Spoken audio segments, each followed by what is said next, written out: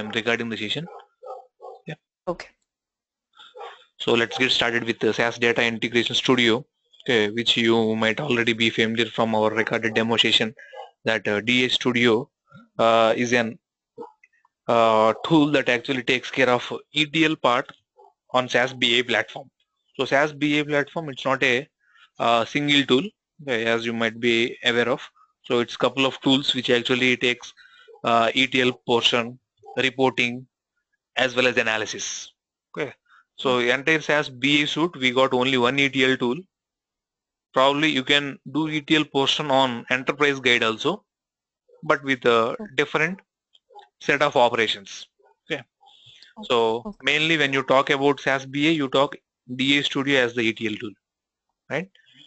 So DA Studio, the prior name for DA Studio is ETL Studio itself. From 3.3, 3.4 versions of DA Studio, SAS Institute used to call it as ETL Studio 3.3, 3.4. From 4.2 onwards, they changed it to Data Integration Studio. 4.2, 4.3, you got 4.8 also right now.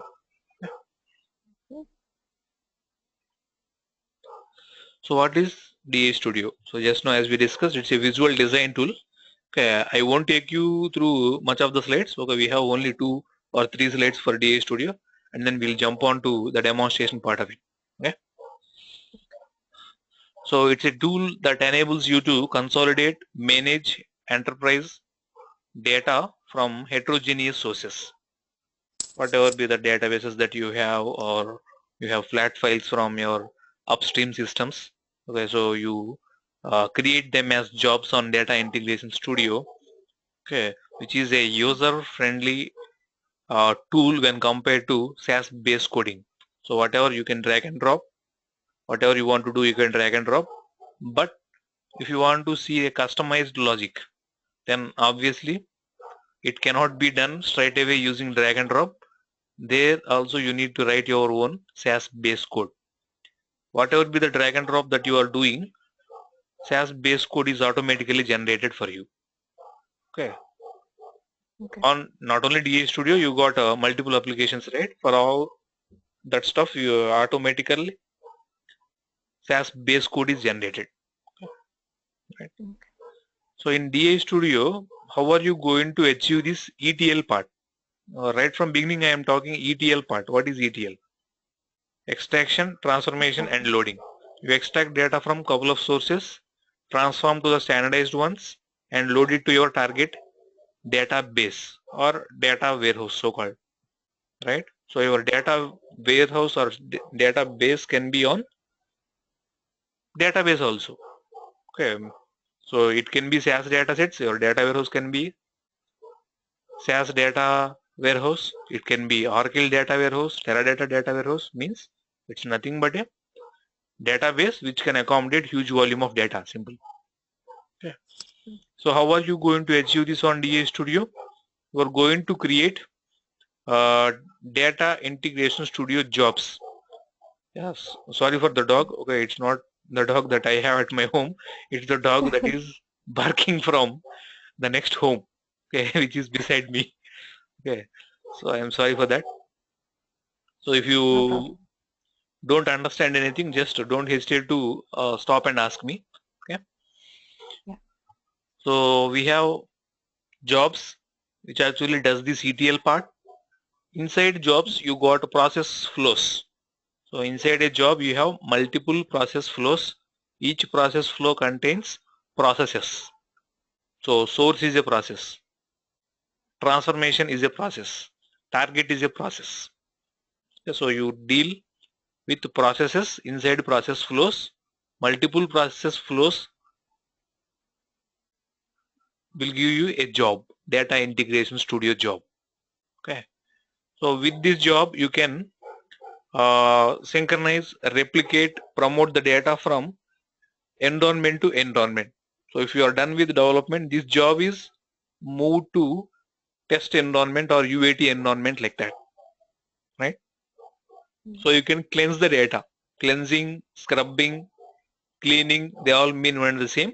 They deal with handling of your missing values, invalid values, duplicates, or writing your own code for invalid data.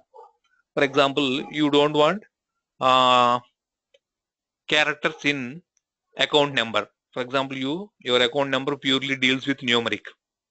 Okay, so you want to filter out the data that got characters in your account number.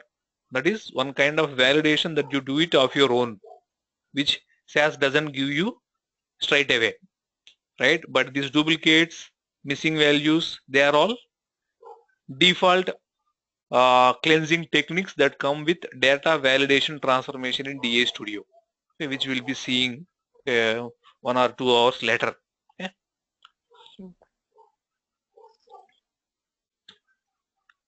So this is the same story. Okay, it's an ETL part, okay, on your SAS Intelligence platform. I don't want to repeat it. So let's move ahead.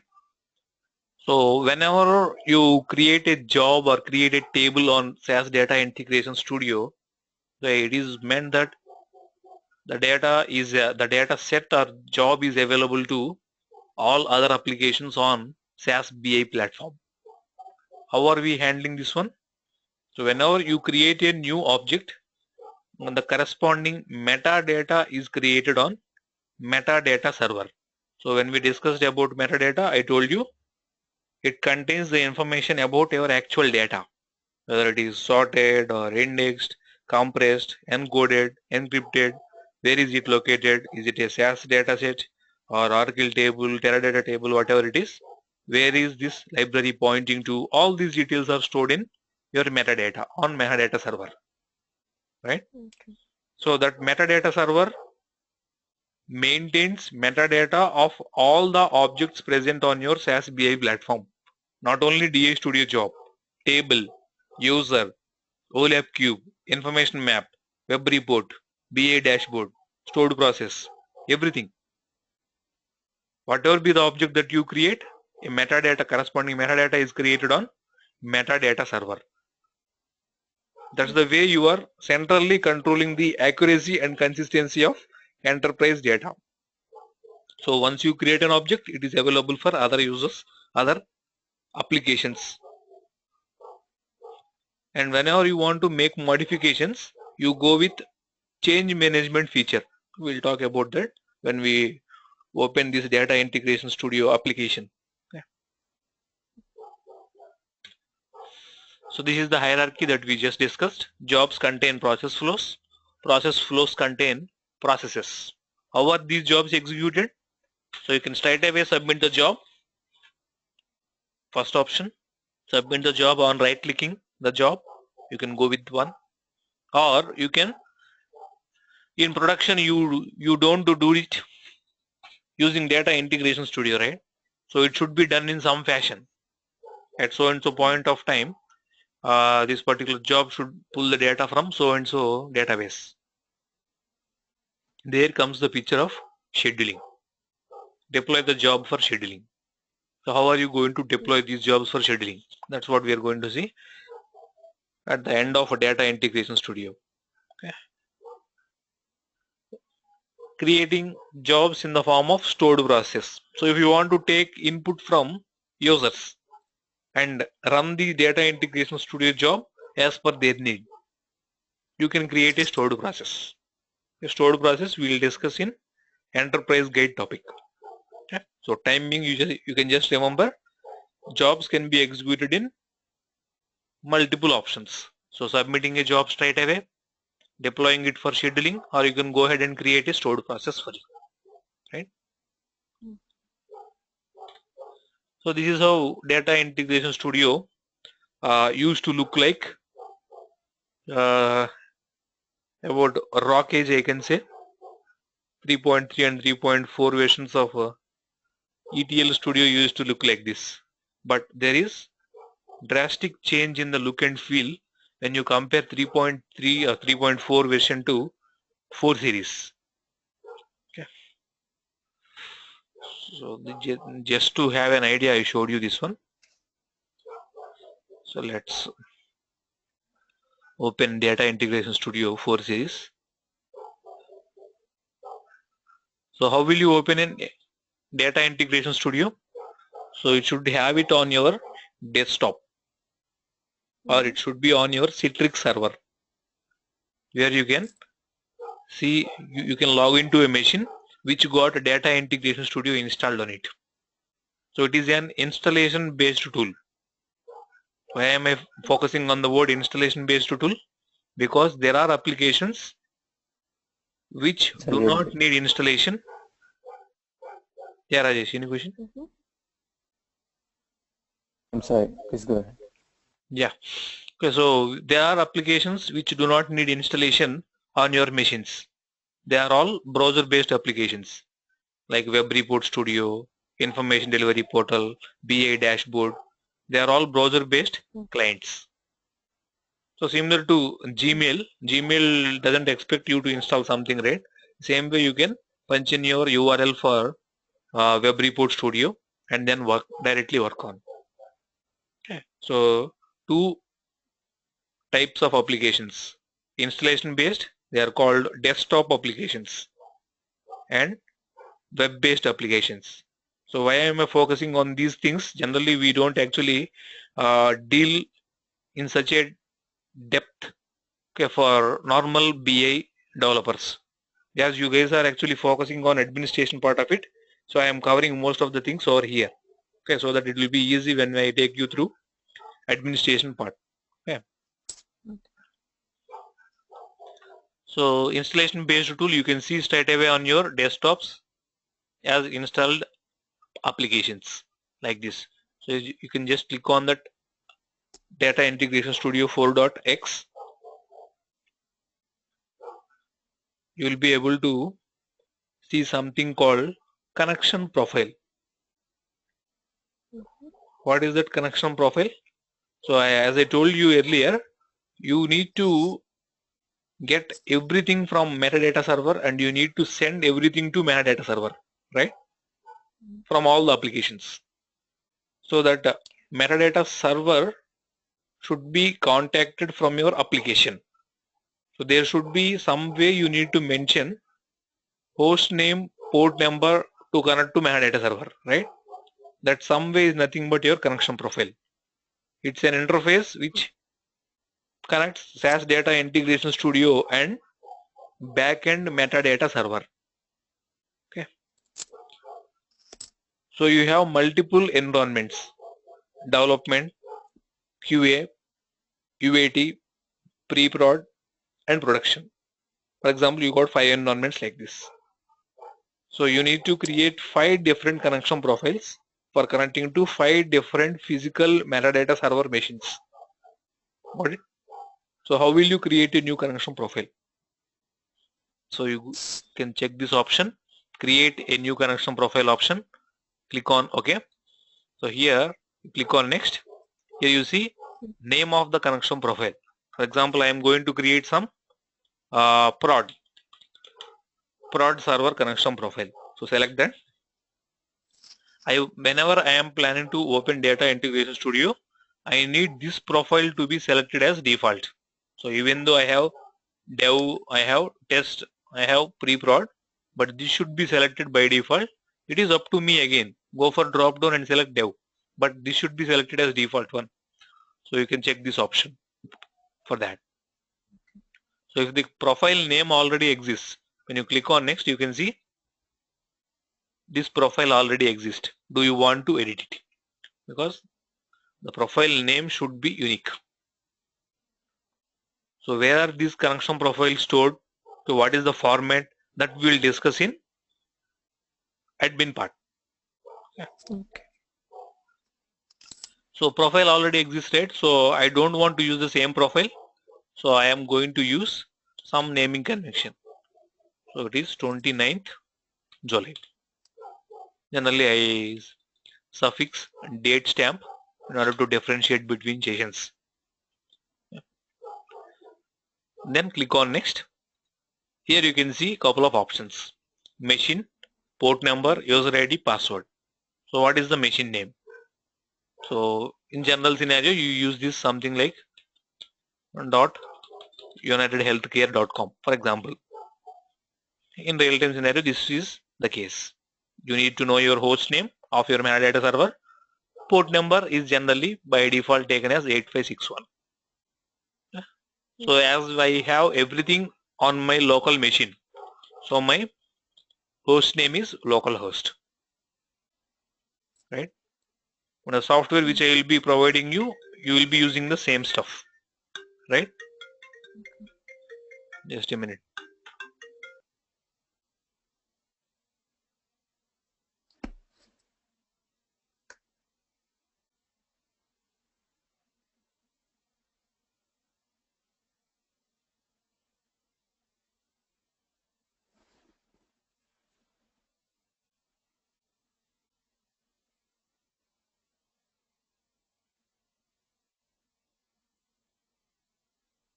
Sorry for that. So the port number is 8561 and user ID password to connect to Manadata server. So we'll see how to create a user ID user on SAS management console in our admin part. So timing, we assume that we have SAS BI developer access for one user ID, SAS demo and password. Authentication domain. If your Manadata server is on the same domain of your user ID, so you don't need to mention that domain over here. Otherwise, you need to mention the name, the domain of your Manadata server. For example, you are in US and your user is in Asia Pacific region. So their domains are different. Asia Pacific dot, for example, Mahesh. That is the user ID. Whereas your Manadata server is in corp domain. So you need to mention corp as the domain over here when Mahesh is trying to access Manadata server from Asia Pacific domain. You want to save your user ID and password with this profile. Means each and every time you log on to this connection profile, you don't need to type in your user ID and password, so which will automatically be taken using this option, save user ID and password option. If you don't check that option, each and every time you log on to this DA Studio, you need to punch in your user ID and password. There is another way around. The same user ID and password which you entered for logging on to this machine, that user ID should be used for logging on to Data Integration Studio as well. You can use the last option. Use IWA, Integrated Windows Authentication Mechanism. It is also called Single Sign-On Access. But the restriction over here is your Manadata server should be on Windows. Okay. Yeah, for Unix boxes or Solaris, any flavor of Unix, this doesn't work. Clear? Okay. So when you click on next, here you can see some beautiful thing called projects. Connect to a project. So we need to have a discussion on this. So as you are a BA developer and you know which project you are going to work on, which assignment you are going to work on. As per the guidelines, administrators creates a project level repository for you. What is the importance of this project level repository? So in order to maintain change management feature, for example, you have a table, employees table. I am going to, I have a requirement to add 5 columns to the table. And if Bharati has a requirement to delete 3 columns from the table. At 9 o'clock office time, I started working on adding 5 columns. And Bharati started working on the table to delete the columns from 9:10. So I saved my version at 9:15 and she saved her version at 9:25. Okay. Okay, the version that I took and I saved, they are nowhere communicating with Bharati's version, right? So whatever be the version that is there in the repository, I am taking as well as Bharati is taking, right? When I save my changes first, Bharati will be overriding the changes that I do. right? That is the general scenario which we'll have. Yeah. Yeah. Rajesh, are you asking something? Oh, I'm sorry, I'm just responding. You missed No, no, I'm the just scenario? saying I'm following this. Okay. Are you following? Yeah, I'm following. Okay, cool. Okay, so when I save my changes, those changes will not be reflected when Bharati saves her own version. So this is one common scenario that you see if multiple developers are working on the same object. In order to avoid that, SAS came up with a not a best solution, I can say it's a better solution. Go with change management feature. What do? Whenever you are going to change some object, update some structure of the object, do some metadata changes, you go for checking out the component. When you check out the component, a lock is held on the object so that other users have only read access. They cannot update the structure of the table. Okay. So unless until I check in the component to the repository, the second user cannot check out the object. So that entire story is fine, but what is that has to do with project level repository? Okay, why did I tell you that story? The reason being they are linked. When I check out my component, the object is going to be stored in this project level repository, right? So you check this option, connect to a project. This can be done only from connection profile in Data Integration Studio. Okay. So check this, and whatever be the project level repository that you are going to work on, select that repository and then move on. As soon as you check this option, then only you will be able to see checkouts tab on Data Integration Studio. Otherwise, you will have only 3 tabs, which I will be showing you once we log in. Okay. So just move ahead, then click on So to change finish. the project, you have to. Yeah. To change the project, every time you have to go to connection profile and. Correct. Oh, okay. So when you click on file, you can see connection profile option. So you can go to that, click on yes. Here you can click on edit. Instead of creating a new profile, you can click on edit. And then go to the last wizard. As I didn't save my user ID and password, so it will prompt you. And then when you click on next, here you can see the other project, for example, migration project. Okay. Thank you. Yep, no issues. Click on finish. So let's try to punch in my user ID and password. As I didn't save my user ID and password, it is prompting me multiple times. Just click on OK.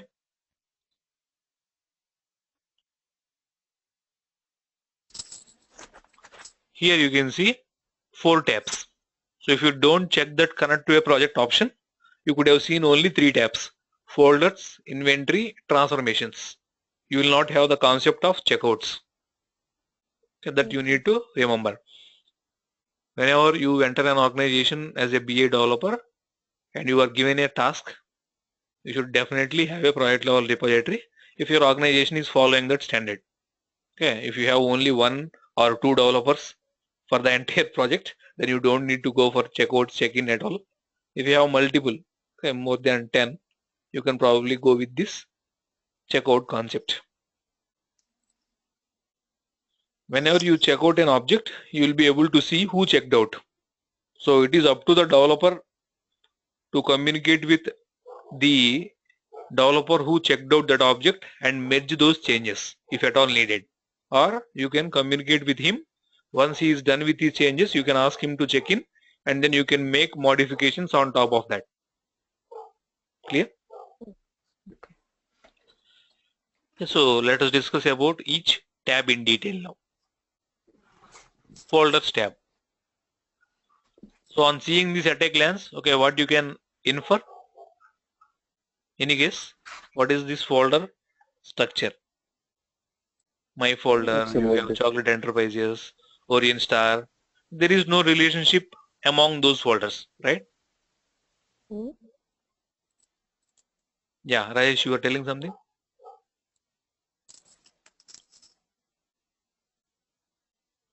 Okay. So the folder structure is logical way of organizing things.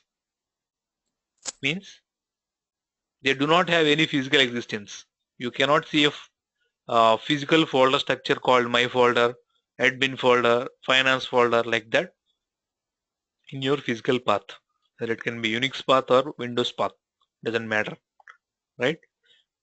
So this is just logical way of organizing data based on business process. Business process, you can follow the hierarchy. Organization contains departments, department contains sections, sections contain subsections, whatever. Accordingly, you can create a folder for each organization and then organize things. Example, Orient Star is an organization. This is a fictitious company which we are going to use throughout our course. Okay, so Orient Star, it got two departments, marketing department and sales department. So here if you drill down Orient Star, you can see marketing department and sales department. Again, this folder structure is customizable by your administrator based on organizational standards. Okay. Means we'll be doing that when we discuss platform administrator course, right?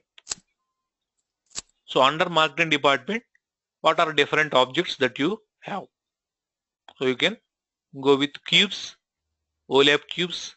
You can see these are all the cubes that I created in my previous sessions with its timestamps, date stamps, sorry. The same way you got tables in your data folder, information maps in the information maps folder. But those information maps belong to marketing department only. It is just a convention. There is no technical restriction that you need to save only information maps in this folder, only cubes in this folder. No, it's not a technical restriction. Even it is a cube, you can save it in information maps. But there we lose the actual essence of folder structure. So business process wise, we are organizing data as per the object category, right? So for each and every user, my folder is created by default. What is this my folder? So my folder is specific to the user who logged on to this machine. The contents inside this my folder are visible to the owner of that my folder. For example, SAS demo is the owner of this my folder right now.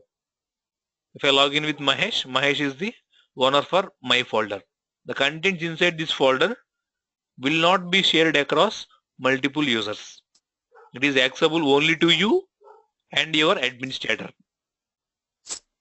If at all you want to make that object accessible to multiple users, you should place it on other folders and permissions are set accordingly by your administrator. Or you got something called shared data folder. Here you can see shared data folder. So once you place that object over here, it is accessible to all the users, right?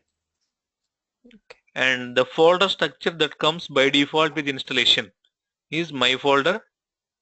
You got products, shared data, system, and user folders. Only these 5 or 6 folders come by default with installation. These are the folders that I created when I am discussing platform administrator course. Okay. Okay. So far clear about user folders, sorry, folder structure. So inside folder structure, user folder structure, here you see, I can see the folders of all the users, all of my previous student names here, for example. So as I logged in with an unrestricted administrator privileges, means the SAS demo is a unrestricted administrator in my environment. I can see the contents under each user. Otherwise, if you log in with other user, you can just drill down, but you don't see anything. You cannot see my folder under Pujilata, right? Because only administrator and the actual owner of my folder can see the contents. As this fellow is an administrator, we are able to see. We are able to drill down at least. Okay. That is pretty much about folder structure. Regarding system and products, they are all needed for the maintenance of entire SAS BI platform.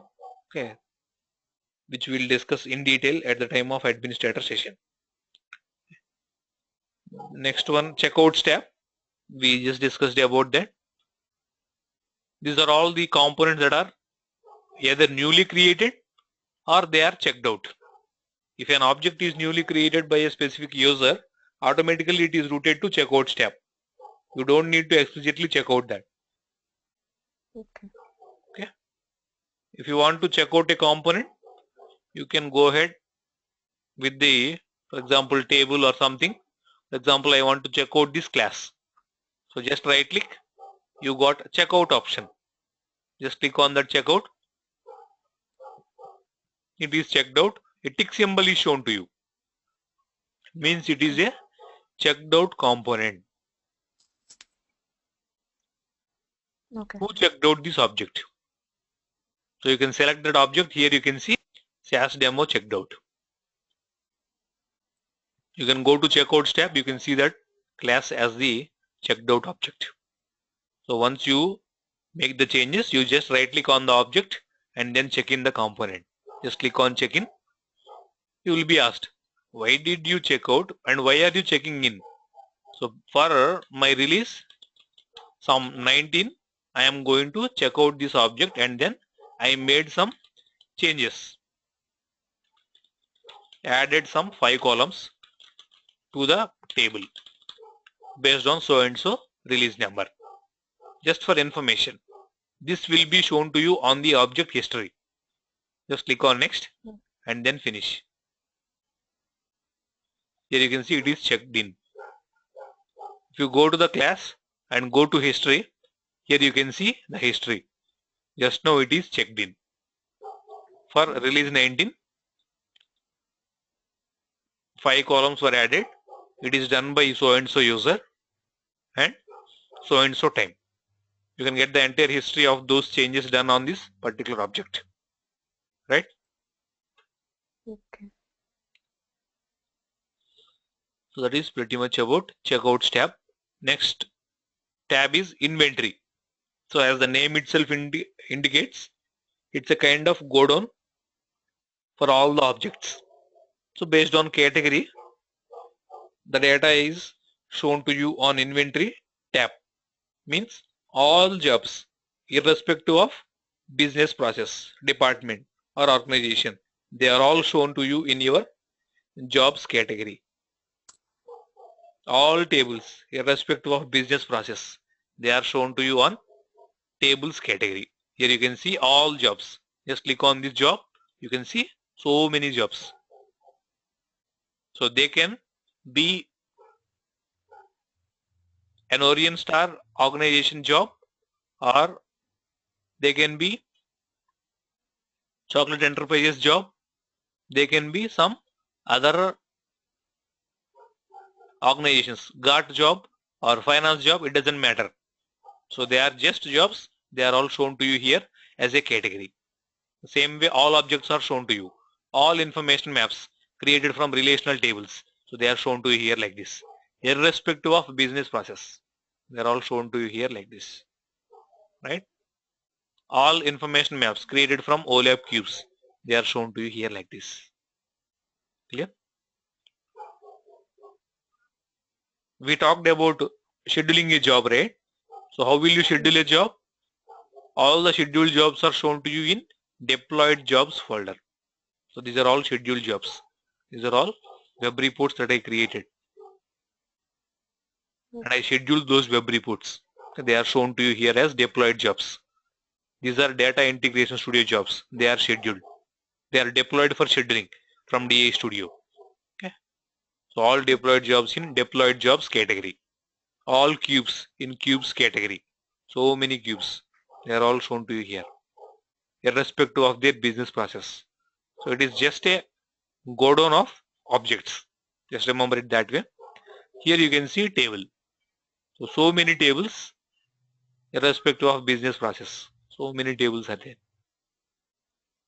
Which library is accommodating these tables? So you want to see that, you got library category. Just click on that libraries. You can see multiple libraries. So these libraries are created by your administrator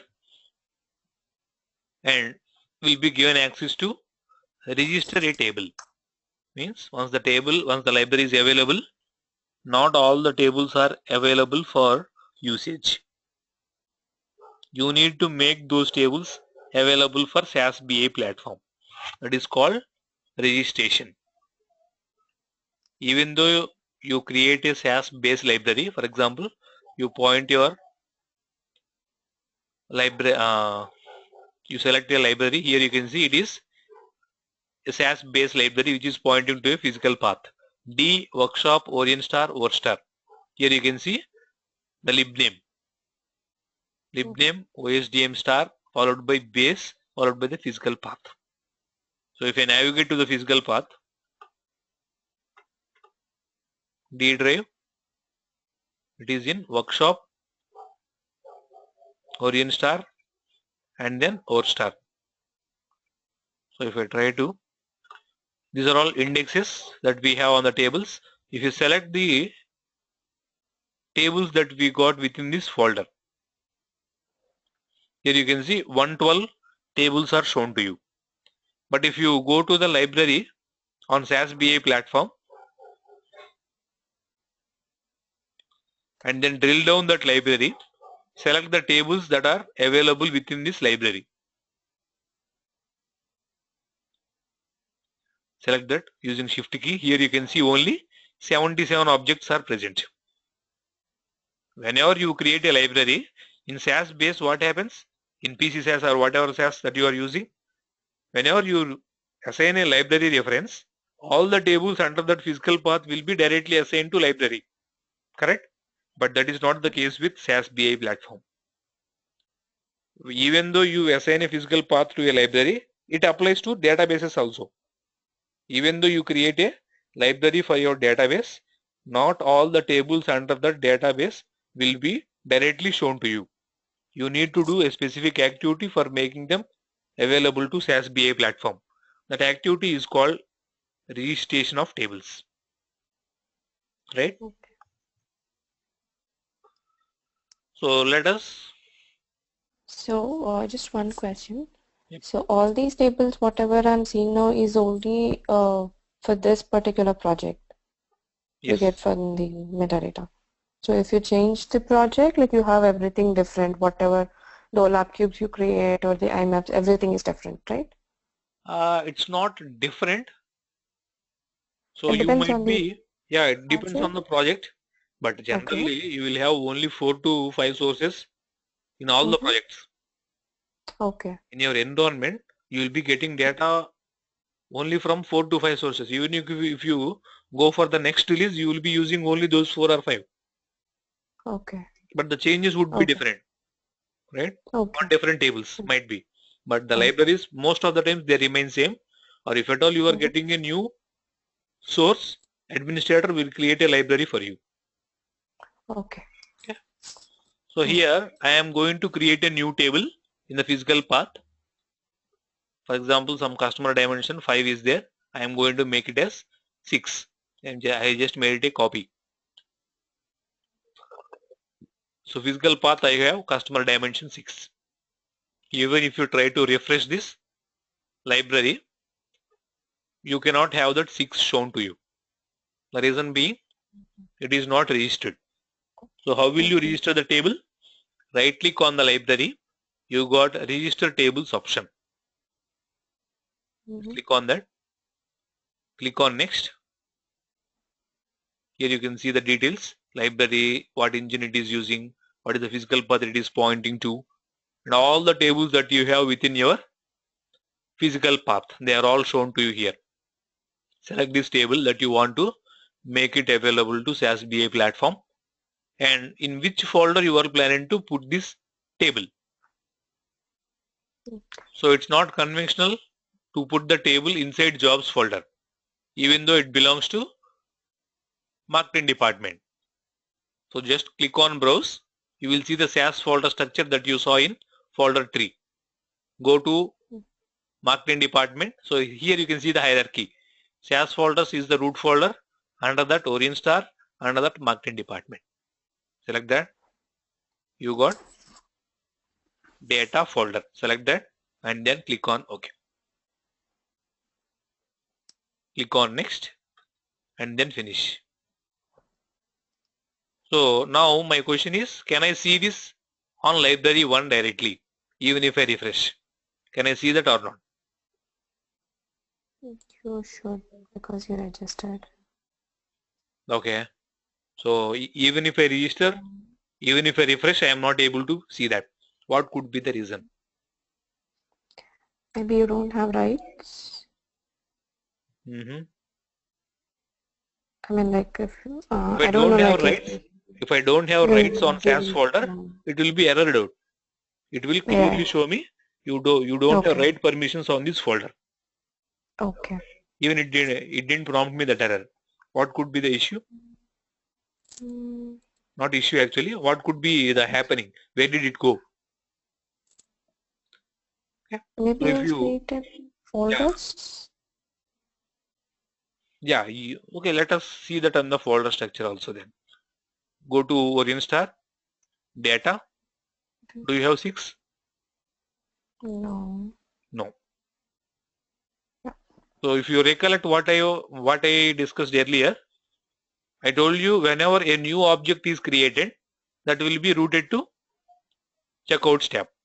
That's right. Okay. Okay. So it is routed to checkouts tab here. Whatever be the changes that you want to do, you can straight away do that, adding a new column or deleting a column, etc., etc. And then once you check in this component, it is available to other users. Okay. So when I check in this component, you can see that in folder structure, inventory, library, you can see that on trees, tables, category also. So here you can see 6. Okay. So customer dimension 6 over here in table category, in library, on SAS folder. All these 3 are pointing to the same physical object, customer dimension 6, in this physical path that I just created now, right? Yeah. They are all pointing to the same object. They are referencing to the same metadata that you need to understand. Whatever be the change that you do on this metadata, it is readily reflected on the 3 locations. Okay. That is pretty much about inventory tab. The last tab is transformations. As the name itself indicates, this is the one that actually does the work. Like all sort of procedures that we have in SAS base.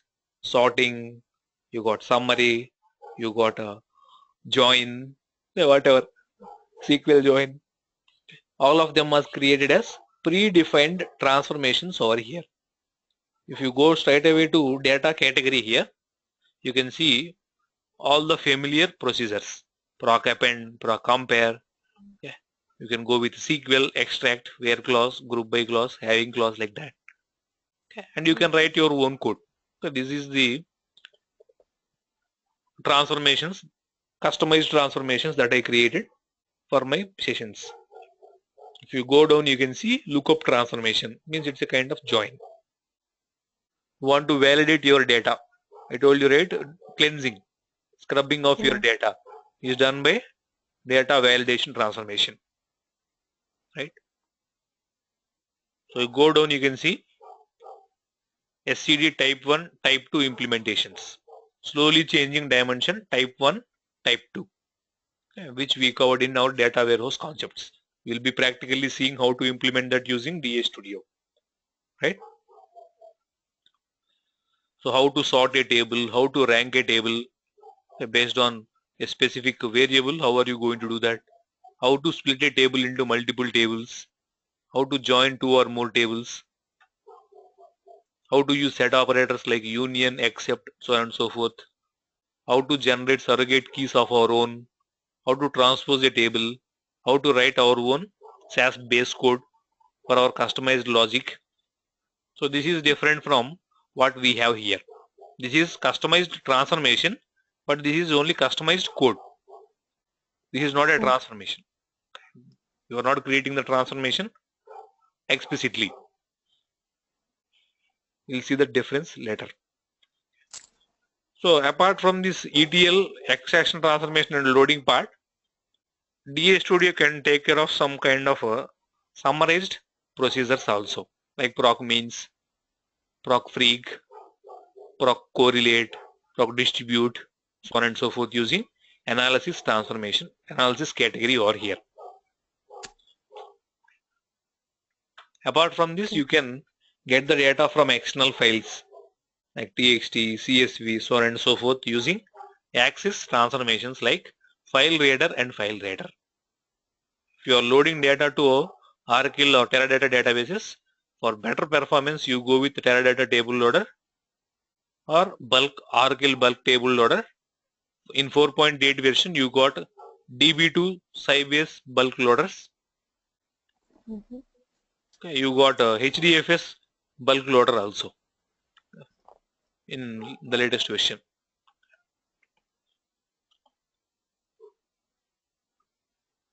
So that is pretty much I can say about transformations. For iterating a particular task n number of times, you go with control transformations.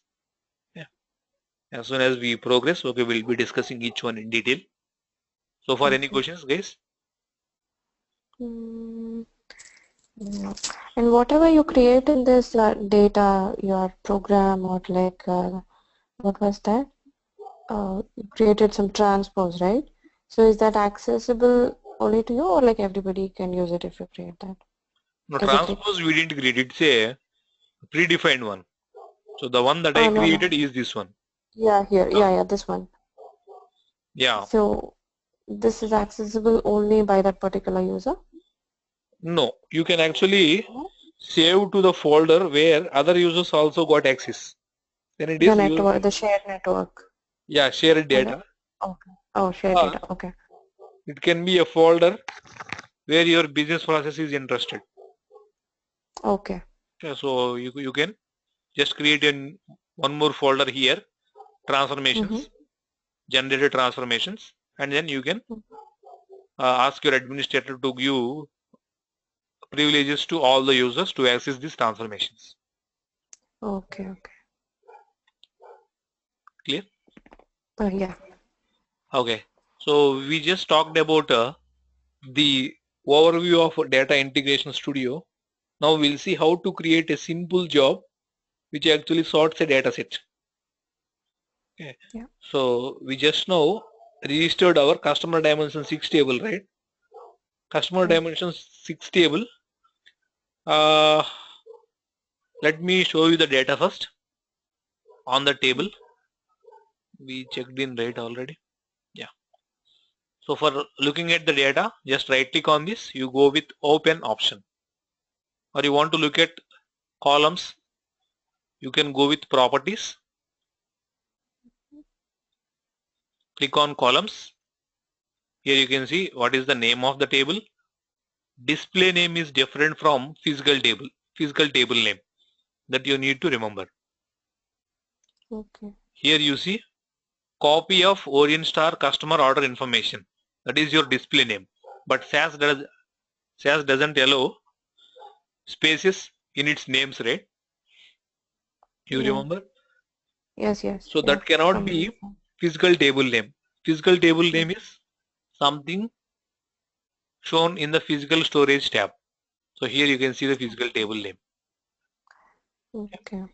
So you can See the columns that you got within the table. These are the columns that we have. I want to sort this based on age, customer age. Whatever be the data types that you have, character and numeric in SAS, right? So you can see numeric as 1, 2, 3, character as alphabet A. If you have any indexes or keys, okay, you can see them straight away. We will discuss in detail little later. So let's create a small job for sorting this table based on customer age, right? Click on cancel. So for creating an object, you go to new option here. You got job. Same thing can be seen from file, new, job. Got it? Okay. Yeah. Just name your job. As per your organization standard, you go ahead with naming your job. Some description about why are you creating this job and where are you going to store this job, which SAS folder location. So it is data folder. So conventionally I need to route it to jobs folder, right? So click on browse, roll up and select jobs, then click on OK again. Click on OK for creating a new job. Here you can see a window for creating a job. So this is the portion where you play around with objects. This is called canvas or workspace. Okay. So the remaining tabs you can simply compare with your SAS base PC SAS, right? So editor window, log window, output window in SAS base, right? So the one that is newly added is diagram for dragging and dropping things. So whatever be the drags and drops that you do, code is automatically generated. You can click on this code. This is junk code actually. Whenever you do something, useful code will be shown to you, which I will be showing you once I sort the data using sort transformation. Once you run this job, you go with log over here. You can see the log messages like errors, warnings, notes, everything. If you have something as output, you can see that in output tab over here, right? So click on diagram. Here you can see couple of tabs: status, warnings and errors, statistics, control flow. Status shows you which transformation is running. Is it in progress or is it in stopped state? Errored out with an error, or is it errored out? You have warnings in that. All this stuff can be seen in statuses tab. If there are any errors and warnings, their hyperlinks are shown to you. When you click on that hyperlink, it directly takes you to the location where you got an error or warning in your log window. So how much memory this particular job consumed, how much CPU time it took, all these statistics are mentioned in your statistics tab. Okay. The control flow tab shows you the order of transformation that is placed within your job. For example, I have 4 transformations in my job. First one is sorting, second one splitting, third one joining, fourth one creating the summary. So the entire order is shown to you straight away in control flow. 1 sort, 2 splitter, 3 join, 4 summary. So that order is shown to you here in control flow. You can change the order the way you want using right click and then move up or move down options, right? Below this window you can see SAS app. SAS app is the server, application server context on which your SAS BI objects execute. Where it can be DA Studio job or it can be a BA dashboard. Okay, when I am talking about BA Studio job to BA dashboard means all the jobs, all the objects. So on the next side you can see SAS demo at the rate localhost as unrestricted. That shows you the privileges and which metadata server you are connected to. Localhost, the port number with which I am connected is 8561. So that is pretty much about this window overview. Now we'll take the table, customer dimension 6, drag and drop that. Drag and drop your transformation. What transformation are we looking at? Sorting. Sort. So you can go to the data category here, drag and drop sort. You can just link this table. When you move your cursor near to that object, pencil symbol is shown to you. Just drag that pencil symbol and then link it to sort transformation.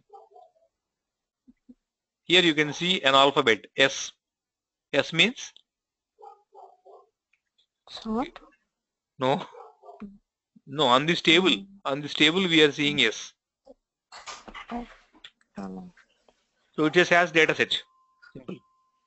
Okay. So if it is Oracle table, you could have seen O, Teradata T, like that. Okay. Because on seeing this at a glance, you can understand that this is coming from database. So and so database. Okay. Yeah. Sybase SY. Okay. Yeah. And Negotiation? anything about this one? Is that like one connection? No, this is our first transformation. Okay. Okay, so here you can see control flow is populated with 1. Okay. So if you drag and drop second transformation, you will be seeing 2. Oh, okay. Order of the transformations that execute. Okay. So here you can see red bubble. Means that step is still incomplete. What could be the reason? Other port is not connected to, the output is not saved, it's not run. Okay. Look, here you can see a small table, right? Yeah. That is your output table. It is connected. Okay. It is your work table. Any other guess? It's not executed yet. Log is. Okay. Any other guess? Did we mention any column with which sorting is needed? No. No, right? That's the issue. No. Yeah. Okay. By So, statement, like by statement should be filled. Right. Okay. So even if you are not sure, okay. So just now, as you got some kind of confusion, you can click on that red bubble. It tells you something. No sort by column is specified. It is intelligent, not intelligent enough. Okay. So just click on select a sort by column option. Just click on close and then go to the properties. Double click on the sort transformation. Here you can see sort by columns. So what column we are looking at? Customer age. Select that and move it to right side. Okay. What order you are looking at? Ascending or descending order. So you can toggle between ascending or descending over here. Okay. Ascending over here, descending over here. Yeah, so if you want multiple columns, you can go with customer country and then move it to right side the same way. I want, for example, descending order or ascending order wise. So select this one, right? And if you want to look at the code that is auto-generated for this transformation, click on the code tab here. We'll talk about other tabs little later once you become comfortable with transformation. Just click on code. Here you can see junk code. It is not junk code actually, it will be useful whenever you start looking at the job as a new job, for example. Okay, you are a newly onboarded developer. So you are looking at the existing jobs, it gives you clear idea what are the source tables, what are the target tables, what is happening. Okay. So this is your junk code, I can say, which is by default created for all jobs. You can go down, you can see the code that is actually doing the work. So it is creating the traditional proc sort followed by the options. Data equal to something, out equal to something, descending order of customer age, ascending order of country. Right? Yeah. Click on OK. Now you should see that red bubble converted to green bubble. Green color tick symbol means the step is complete. We are good to go. Okay. So how are you going to test run this one? So there are a couple of ways you run this job. Right click on the work area, you can see run option. You can see functional keys F3. Second option. Third option, go with run button on top. Okay. Fourth option, click on debug. You can see couple of options here. Run from selected transformation, run to selected transformation, run only selected transformation. When you have multiple transformations, this debug option will definitely be useful for debugging. Okay. So you don't need to debug, but for running only one transformation, you can select that one and then click on run selected or run from or run to. It doesn't matter actually. It is only one, right? So if you have multiple, based on the number you select, run to means, for example, you have 10 transformation. If I select 7th transformation and then select run to selected transformation means it starts from transformation 1 to transformation 7. Okay. From 7 means 7, 8, 9 and 10 will be run. If I select only run selected transformation, only 7 runs. Okay. Okay. Okay. So you can keep on debugging using step. So you might have observed the same scenario in C language also. So you can keep on debugging, right? The same way you can do it here. This will definitely be useful, guys, in real time. Yeah. So we didn't run it yet, right? So just select the transformation, or as we have only one, you can go with any option. Just click on run. Here I want you to see the status. Just look at the status when I click on run. Just click on run. You can see it is in progress, processing, or is it complete successfully. Okay. We'll talk about pre-code and post-code later. So time being, don't worry about that. So you look at only transformation. Okay. So it is complete successfully. How can I see the output? As Rajesh just pointed out, you have a target table, work table, the small work table over here you see. In SAS base, proc sort used to override the existing table if you don't mention a out equal to option, right? But in DA it's not the case. It by default creates an output table, work table generally. So if you want the same table to be overridden, you need to get the same table and place it as a target. Sorry, somebody asking something. Hello. Yeah. Okay. Sorry, like I was. Yeah, my voice is echoing, it seems. Oh, okay. Okay.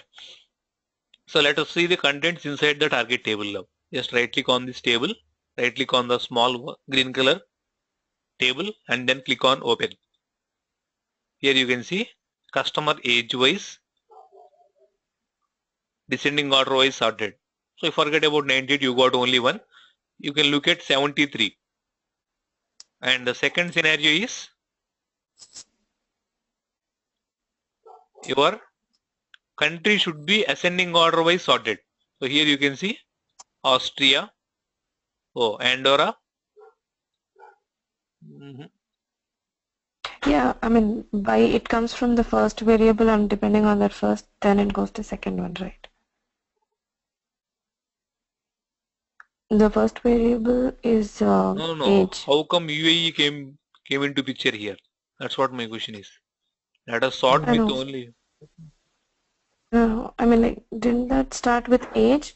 In that age, whatever is Yeah, that. age is 73 totally. For all the records we have 73. Oh, okay. Okay. Andorra and UAE. How come UAE came into picture? Okay, yeah, I got The it. capital. No, not capital. So this is actually a formatted value. If you look at Oh, the unformatted value, it is shown as AE. That is the reason it is shown to you here. AE also, so. sorry. AE should come before AN, right? Or it should be AD.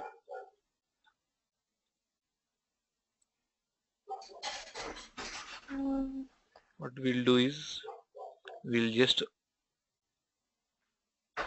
turn off the formats and then we'll see.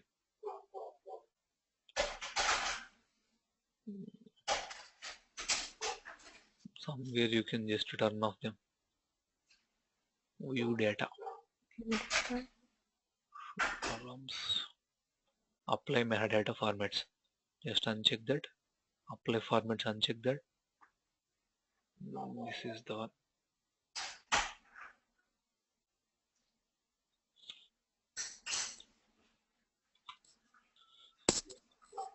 So now let us try. Yeah, here you see AD, AE, AT. Okay, as per the raw data values, it is sorting, right? So if you want to sort with the formatted values, you got couple of options which you have in SAS base, right? Yeah, so the same options can be used inside sort transformation. So you go to sort. Here you can see options tab. You want to remove duplicates, no dup key or no dup rec.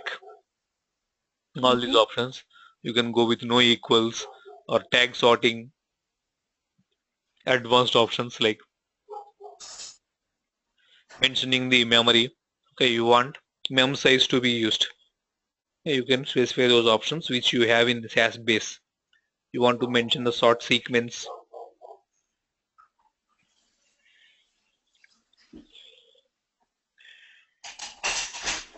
So these additional options and checkpoints, they are all same for all the transformations. So we'll discuss these two at a time once we discuss the remaining tabs. Okay. So I just want you to become familiar with how transformation looks like. Okay. So are you comfortable with sort? Yeah. Now when I close this, just click on the, you can see a star symbol here, right? What is that star means? It is not saved. Right. Okay, so if you want to save it, you can just click on this save, similar to normal MS Office tools. But the thing is, your job cannot be seen in your inventory tab or folder tab. What could be the reason? You need to check out this one, checking out. Correct. As it is a newly created object, it is available in checkouts right now. So you can see some sorting, whatever, 29 July. If you check in this component, you can see in your folder tree, right? Now when I close this job and then try to open this job again, can I see the data in work table? No, actually, it's No. Work tables are temporary in nature, right? temporary table. Yeah. So what if I want to create this table as a permanent one? How to make your work table as a permanent table? You just need to right click on the table. Whatever we did earlier, it's a one-way registration. Physical table is there, metadata table is not there. You registered the table. Now metadata table is there, physical table is not there. Physical table is also there, but in work location, which will be lost. For that also you go with registration. Just right click on the work table. Here you can see register table option. You can create a view also. Okay, you can use this create view option the same way. Just click on register table for making this table permanent, name this is your display name. Display name you can give with different characters like dollar, whatever the special characters that you are looking, you can just mention them. Not an issue at all. Sorted target 29th July. This is my display name, and where should I store it? Conventionally in data folder. So just select data over here, and then click on OK. Click on physical storage. Here you can see the physical name. Generally work tables are started with W alphabet, but you need to remember. So just change this to a physical name with SAS conventions. TRGT some 29th July. And if you are actually routing this table to some database, some databases they support dollar special character, some support hash, like that. So if you want to make SAS aware of this is a SAS or database table, you can check these options. Enable case sensitiveness or enable special characters with DBMS objects, like that. You can create a view as well. Just click on this to select as a view, to create as a view. It is same as right clicking and creating as a view. And where are you going to store this table? Which physical path? Physical path is referenced using libraries. So you can select the library by clicking on the button that you have next to this library name. Click on this button, select a library. Folders are generally confusing when you select libraries. So you go to inventory, go to the library. Here you can see a couple of libraries. Select the library where you want to place this table. For example, I am planning to place it in some pair folder, pair library. So select that and then click on OK. So pair, which database is it? SAS base or Oracle or Teradata, that is shown to you here. Just click on OK. Here you can see it says SAS table. Unless until you run it for the first time, this will not be populated with data. So you need to run it at least once. Just click on run. Okay. Now if you try to open, you can see the data, same data. Yeah. Now let's see where is this pair library pointing to. So just select pair. It is pointing to some physical path, right? D parallel. So go to the physical path. You should see that physical table. Then only we'll be satisfied. Otherwise, we are not sure whether it is created physically or not, right? So just click on D drive, some parallel folder. You should see the table now. Sorted TRGT 29 July. This is created just now. The server time is 1st March 2013, 9:46 PM, right? So this is how you create tables permanently from your work tables. Any questions? Same way you can create tables on database side, provided you have create permissions on target databases. So it doesn't actually make any difference for us because library looks alike. So you cannot actually differentiate whether it is a base library or a Oracle library or Teradata library unless you see that over here. Okay. So they look alike and they process the same way. Whatever it needs to do, it does internally. Okay. So far clear, guys? Any questions? Anything that is confusing you? No. Okay. So let us move on with a little bit. I can't say it's a complex. Let us just progress to some other transformation. Like if you try to open this, I can see F records and M records, right? Mm-hmm. I want to have my M records in a table, F records in a table. In SAS base, how will you do it? You use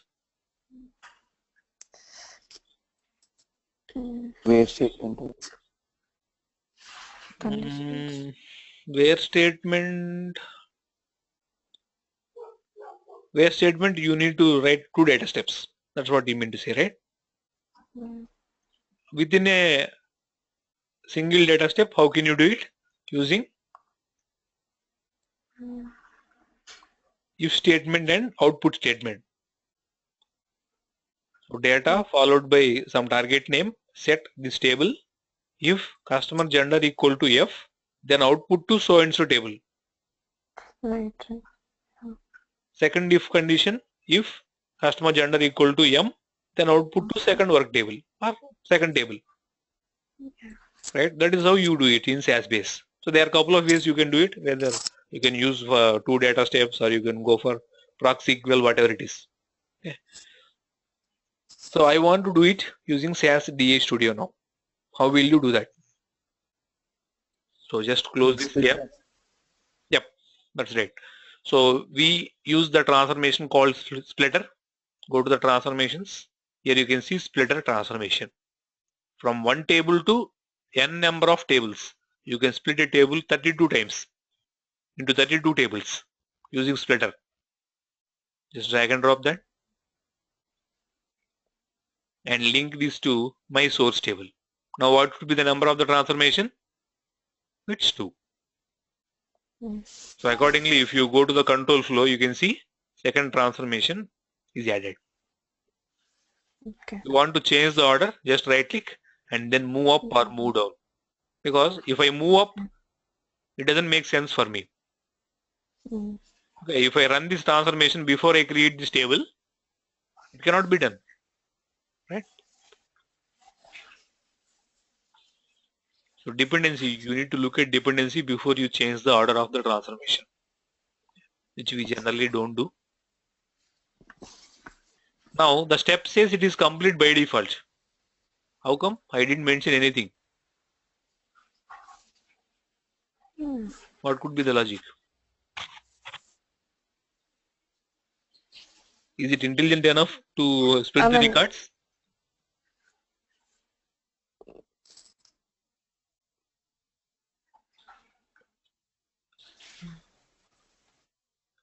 So you don't know what to do, you do everything. So it routes all the records to both the tables. Okay. Okay, by default that's the scenario. So you want to override that, you specify the conditions. Right? Okay. Yeah. So here you see 2 work tables. By default it shows you 2. If you want 3, you just right click on the table, right click on the transformation, you can see add work table. Select that add work table. Here you can see 3. The same way you can add multiple work tables as per your need. So I need only 2. One for F and one for M. So I'm just deleting. Just select the table and then delete it using delete key. That's how you delete it. So just double click on splitter transformation.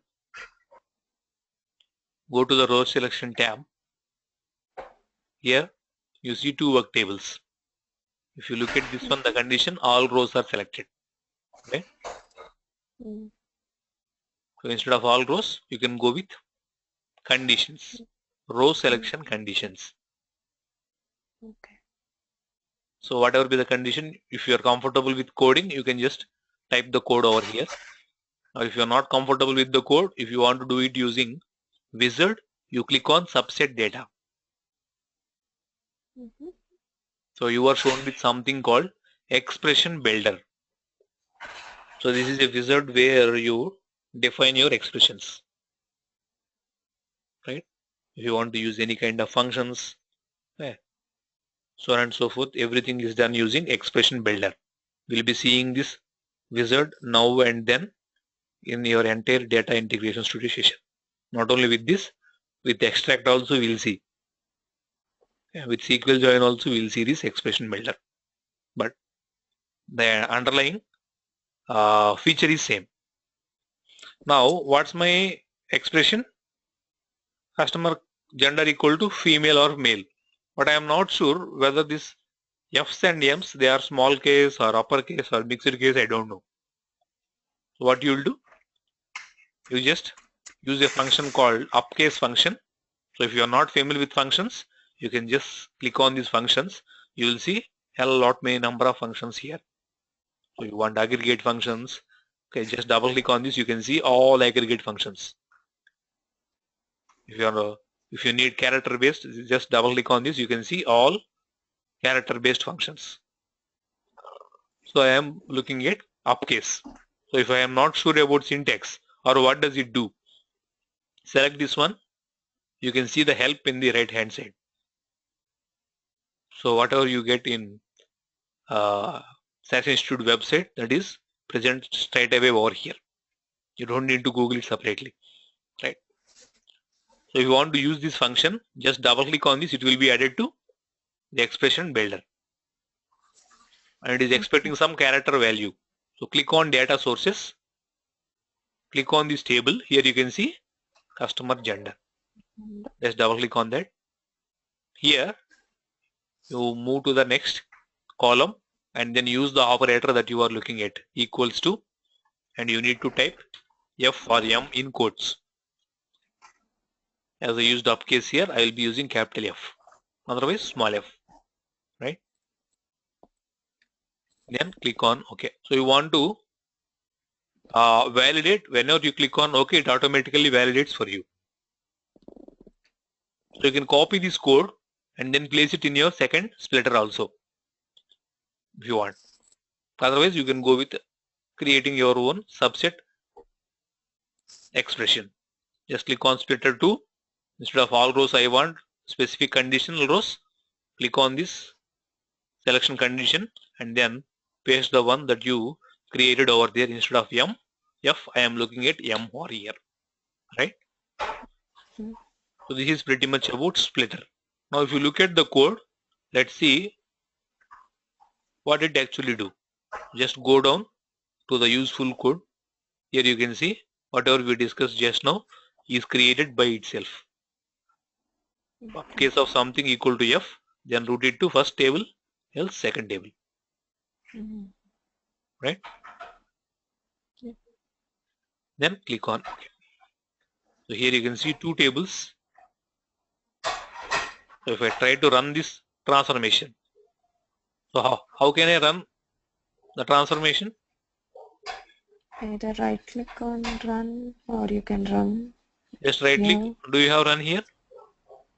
No. Or okay, is it because of like two transformations? Yeah, but I want to run only this particular transformation. How can you do that? You can go to the debug and yeah, just click on debug, because sorting is already done. It took 3 hours for me to sort, for example. okay. If I right click and then run, it starts from 1 and ends with 2. So 3 hours will be again delayed. That's the reason you can go ahead and do that. Run selected transformations only. Okay. Here you see where it got successfully completed or it ended with an error. So you go to the first table, first work table, then click on open. Here you can see only F's. So here you see 89,000 record strength is bottom down to 40,000 record. Right? So you go to the last row. Here you can see these operations. Go to the first row, go to the last row. You want to print it, you want to refresh it. All these are basic stuff. You want to filter the data. You want to subset the columns. All this basic stuff you can see that here. Now I want to see the second table as well. So whether it is populated with male strength. So you can see male strength over here, right? So it got around 49,000 records. 49,700 almost. Now I got two tables with two distinct customer genders. I want these two tables to be permanently created. Again the same story. Just right click on the table, go ahead with registration. Okay. So from now onwards, I will not be repeating the same thing, how to go ahead with permanent tables. Yeah, so as you are already familiar. So from now onwards, we will be going ahead with work tables most of the times, unless we deal with SCD type 1 and type 2, where it actually demands you to create a permanent table. Because one disadvantage with work tables is you cannot create a primary key on that work table here. Okay. Okay. So if you want to create a primary key, definitely need to go with a permanent table, persistent table. Okay. Okay. Okay. So we'll stop with this today. I guess I overloaded so much. Okay. So coming to, yeah, let me